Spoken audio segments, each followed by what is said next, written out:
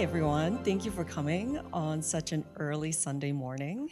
Unless you go to church, in which case this is probably very late for you. Thank you very much to the organizers, especially to Daryl for putting all this together. I know it's a lot of work all the time to be able to put together any conference, let alone to have an interdisciplinary one. I like to walk around when I give a talk, but let me know if it gets a little bit too distracting. I am from the business school, and I study how people. That is okay. Okay. And I study how people perceive businesses. So, actually, let me move this. Here.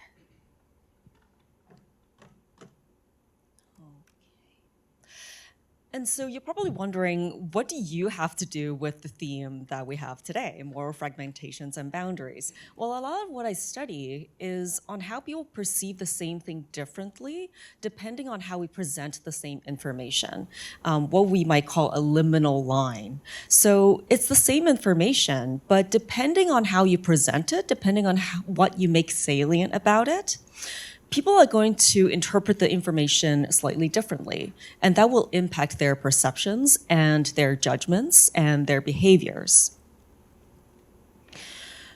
And I'm going to talk about this in the context of family businesses today.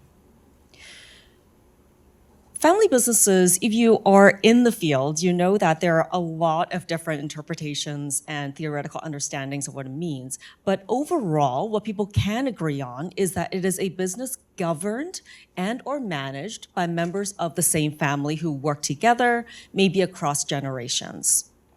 And the immediate picture that comes to mind when you think of family businesses might be this small corner store, people saying hello to you, you know everyone. Yes, that is a kind of family business, but you'll know others as well, like Samsung, huge conglomerate. And in fact, Samsung has its own city called Samsung City. If you look just in the US, there are 5.5 million small businesses. And in the world, the top 500 family businesses generate 8.8 trillion US dollars per year. So it does make a significant difference in terms of their effect on our lives, how we perceive them and how we react to them. So how do we actually perceive family businesses? Well, I'm going to argue that in accordance to today's theme, that there are fragmented moral perceptions of family businesses. On one hand, we see them as more moral. They have this warm glow effect. Think about your family. Think about the cookies that your family bakes when you go back home for the holidays. You get this really warm glow, warm feeling inside. You feel like you're being cared for. And when we look at experimental psychological research, we know that people who help family members over strangers are seen as more moral. And yet, on the other hand, we see family businesses as more cronyistic, less moral. Well, we like fairness, we like meritocracy. But families are oftentimes close-knit. They circle the wagon when anything goes wrong. And when it comes to anything like hiring, recruitment, there's this big perception that there's a blood ceiling, that it can be unmeritocratic, both in terms of who you recruit, who you hire, and also who you promote, who can become the CEO, who can become the leader of a company. The big question is, well, how can both be true at the same time? How can you both see family businesses as moral, but also not really moral? And what I propose is that there's this lay perception that people think, there's this lay belief that these kinds of family businesses have this valued obligation to family members. There's a sense of duty to them. If anything goes wrong, yes, loyalty to family members first. Otherwise, well, there still might be some favoritism. And if I present to you a picture version of what I've been telling you about, the idea is that when you have a family-owned business, you're going to see the business as having the strong value obligation to family members who are in the organization. You're going to see, because of that, that the business is going to be more generally moral, have a stronger moral character, but it's also going to behave more cronyistically. And subsequently, it might affect whether you want to even work for the company. Now, like Meltem, I'm an experimentalist, and I know that it is interdisciplinary here. And just like a little introduction, so the way that I'm going to unpack this is through an experimental paradigm, where I compare different groups, and any differences between the groups can help explain, can help illustrate whether there's support for this diagram or not. Okay, so let me present to you a series of studies. So in the first study, what my student and I did was to go to Reddit. The funny story about Reddit. So I study ethics and morality, and I love looking at what people think is moral and immoral. So one time, my graduate student came into my office. The first thing she saw was my Reddit tab open on this unethical life. And her first question was, what is going on? Same with Instagram. That's why I never let anyone add me on Instagram. It's where all I generate my vile moral stimuli on there. Anyway, so we went onto Reddit and we scraped 1,410 threads from 3 different subreddits. So the first one is the family business. What do people say about family businesses? And we compared that to the general business thread. What do people say about general businesses? And as an experimentalist, what I also want to know is, well, is it just that people think family businesses are just small? As we know, family businesses can be huge too. So as a comparison condition, we also scraped small business subreddits. We scrape for 2 things. The first one is moral character. So we used a standard moral dictionary, and we looked for words like honest, trustworthy. And for cronyism, what we did was we had to create our own dictionary. And so we looked for words that might start with crony, like cronyism, cronyistic, nepotistic, nepotism, and other phrases like keep it in the family, blood sealing, and so on. And we also wanted to control for the thread length. So you can imagine that the more you write, the more things you might say that cover some of these words we have on here. And the more you engage, so the more you post, the longer you've been on Reddit, the more you might say any of the words here. So we also wanted to experimentally control for that, statistically control for that. And what we found very quickly is that, as you can see here very starkly, that when it comes to the moral words, people do see family businesses more morally. They say things like it's more altruistic, it's more honest, I trust it more so for family businesses than regular businesses and even small businesses. So there's something about the family here. And when we look at cronyism, we see the same thing, that while family businesses are seen as more moral, they're also seen as more cronyistic compared to both regular businesses and small businesses. Now you can be wondering, okay, well, you went onto Reddit, people write whatever they want on there. So you said you're an experimentalist. Why don't you show me a real experiment? So in study 2, what we did was we actually took real family businesses in the United States and we described them to participants. So for example, with Wegmans, and I think there's a Wegmans here at Penn State. Okay. It's a supermarket company. It is a family-owned company. So this is the family-owned business condition. And in the regular business condition, in the control condition, we give the same information, but we just replace it with its headquarters are in Rochester, New York. Now we asked a series of questions. So for the general moral character, we use the same words that we did in the moral dictionary. So to what extent do you think Wegmans is honest, trustworthy? And for cronyism, to what extent do you think employees at Wegmans, if they're family members, get more advancement opportunities regardless of qualifications? As just to show you one example. And we did this for all 6 of the family organizations.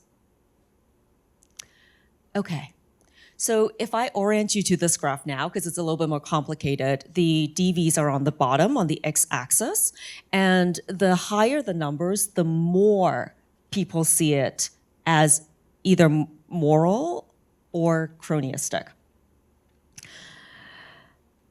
So we see here that compared to the family-owned organization, like family-owned Wegmans, when we tell people that it is family-owned versus we don't highlight that fact, people see it as more moral. But we see the same thing for cronyism. People think that the organization is more cronyistic if we tell them, if we highlight the fact that it is family-owned. And now again, you may be saying, if you yourself are an experimentalist, okay, so don't people have preconceived notions about some of these big companies? Could that have affected your results? So what we did was we also created a series of 6 fictitious companies that parallel the industries in the real companies. So like instead of Wegmans, we used Zippy's supermarket. And we found the same thing, that when we make salient the fact that the company or the organization is family-owned, people see it as more moral, but also more cronyistic.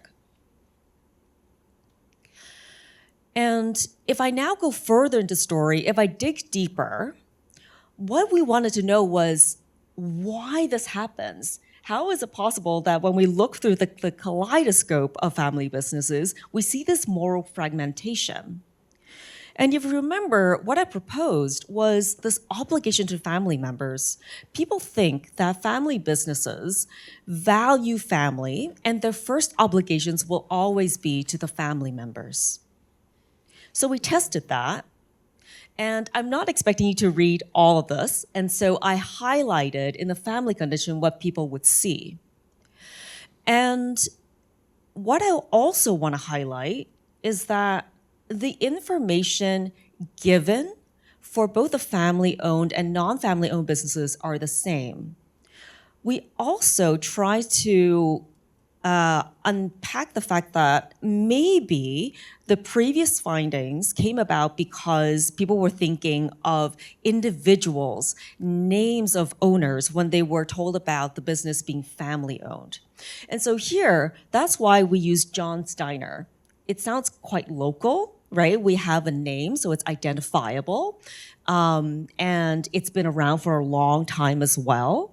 But what varies only is whether it's family-owned or not. We asked the same questions as we did before, and this time we also asked about perceived family obligations. Well, to what extent do you think that that the organization will be loyal first to the family members over its non-family member employees? So on the x-axis, again, we have the DVs, moral character, cronyism, and perceived family obligations. And what we see here is that, first of all, we see again what we've been finding for the first 2 studies, or 4, depending on how you count it. We see that family-owned businesses are seen as more moral. They're also seen as more cronyistic. We also find support for the idea that people have this lay perception. Family members are considered to, the organization is considered to have this obligation first to its family member employees. And then I did some really fancy statistics. which is called a mediation analysis. And we found statistical support for that. That yes, when you have a family-owned business and you see the family-owned business as having this obligation to its family employees, you do think that the business has a stronger moral character. But the same thing can fragment into cronyism, that you see the family business as more cronyistic because of that. And finally, the last thing that we wanted to do with my graduate student was, okay, can it actually affect recruitment? Will people be more or less likely to work for this family organization, depending on what comes to mind, moral character versus cronyism? And so what we did was we created an ad. These were Cornell school students, and these are pre-professional students. I am in the business school, but I'm also part of the hotel school. So we created a Hilton-like ad. The only difference between the two conditions is whether we say, come work alongside the family today, family-owned, or come work as part of the hotel today, not highlighted that it's family-owned. We measured the same things, general morality, cronyism, desire to work at this hotel firm. And what we see is, first of all, we find again, even in this different context, that the hotel that is family-owned is seen as more moral, but more cronyistic. But what happens when it comes to recruitment? Does it affect these pre-professional students' interest in applying? We find that it does.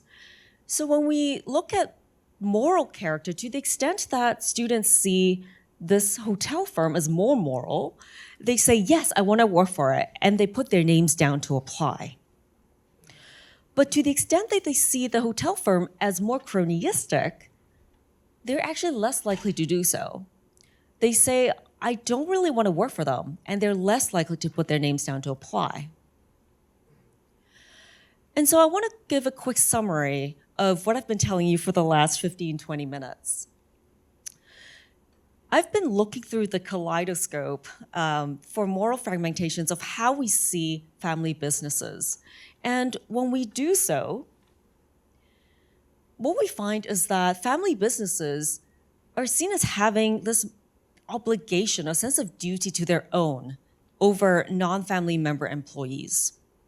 And because of that, it can fragment into two different perceptions. The first one is, yes, it is seen as more moral. You care about family, gives me this warm feeling.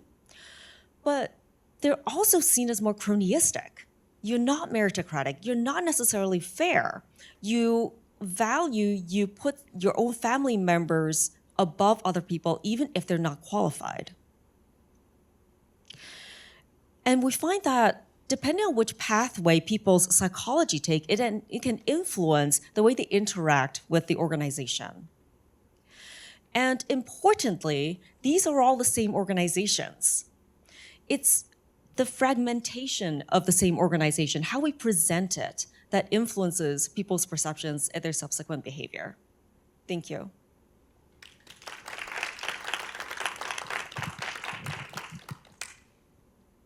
Probably have time for like one question here or elsewhere. Kathy, if you wanted to perhaps say your... Thank you so much for that really fascinating presentation. My name is Jonathan Marks. I'm a bioethicist. So one of the things I thought very early on in your presentation was, of course, Purdue Pharma, a family business. And I wondered about sort of the temporality of your research, because it seemed to me that if you had recently thought and heard about Purdue Pharma, you might have a very different perception of the moral character of a business. And I wanted to ask you also to maybe unpack what you might mean by moral character, because it seems to me that could have a number of components. So one example might be integrity, and a central component of integrity, but not the only one, is that you do what you say you do. And what you say inside the company is the same as what you say outside the company. So Boeing also started as a family company by William Boeing before it became public, was telling everyone that they cared most about safety when internally it was really clear the message was save costs, save costs, save costs. And of course, another dimension of moral character might be not putting shareholders first, right? So interestingly, when Johnson & Johnson, which was originally also a family company, went public, the year before they went public, the board of directors adopted the Johnson & Johnson credo, saying, we put nurses, consumers, blah, blah, blah, employees, environment, all before shareholders. So I sort of want to invite you to unpack that and then maybe think about what impact, thinking about the availability heuristic, I'm not a behavioral scientist, but what impact stories like that might have, stories about original family companies like Boeing and Johnson & Johnson might have on some of your recipients, your participants, when you ask them these questions.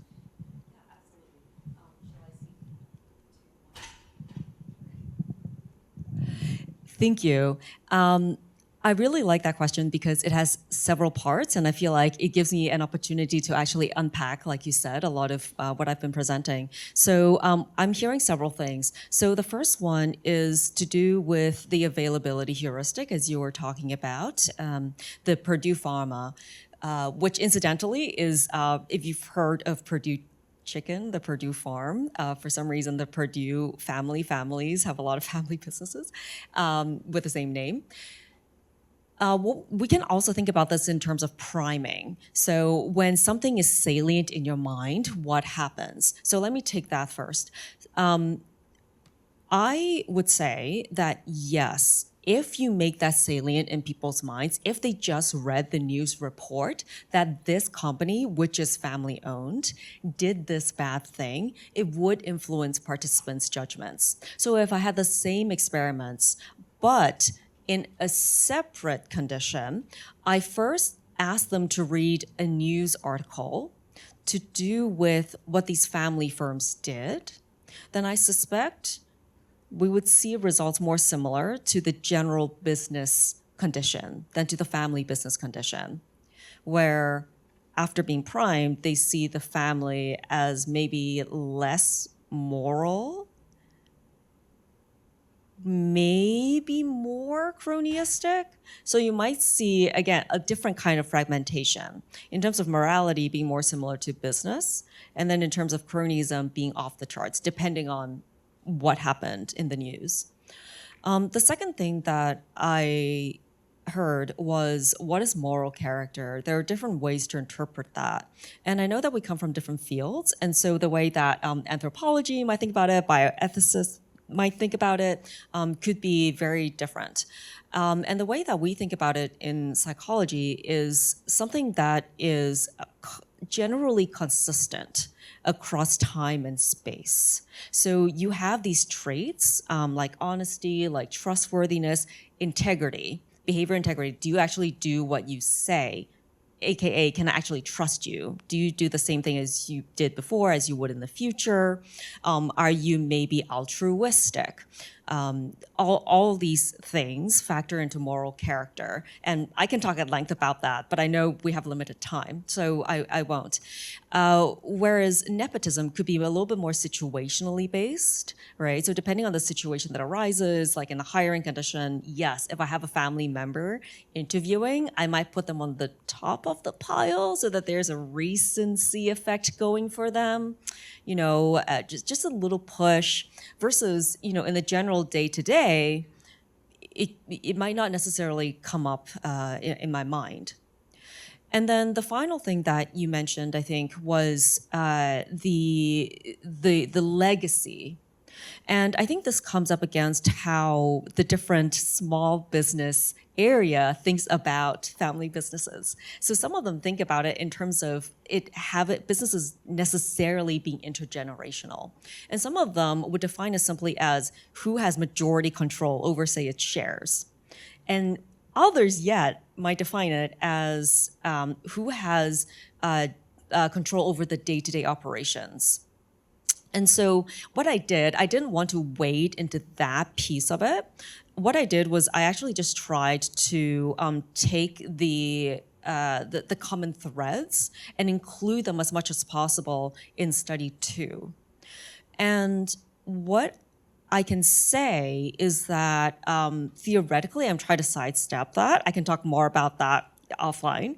But empirically, what I also did was, in a study I didn't show you, manipulate the number of generations that the family firm has been in the family, or the business has been in the family, and it actually doesn't make a difference. There is no effect of generation. The effect is whether people find out, or the fact that the family business, whether people find out, whether people's minds are geared towards whether the organization is family owned or not.